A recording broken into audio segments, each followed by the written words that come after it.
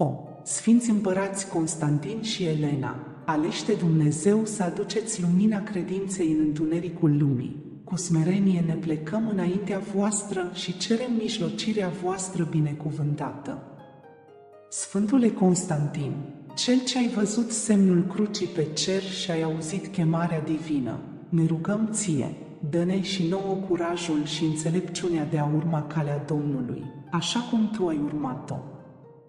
Ajută-ne să avem credința neclintită și să trăim în lumina iubirii lui Hristos, purtând cu mândrie crucea noastră zilnică.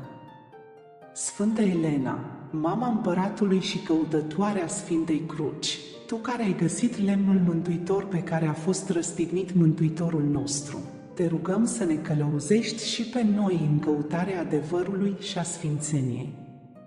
Ajută-ne să ne păstrăm inimile curate și pline de iubire, să fim mereu căutători ai păcii și ai dreptății. Împreună, Sfinților, rugați-vă pentru noi, cei ce căutăm ajutorul și îndrumarea voastră.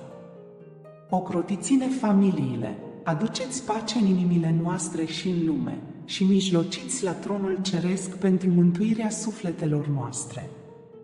Sfinți Împărați Constantin și Elena, cu credință ne închinăm vouă și vă cerem binecuvântarea.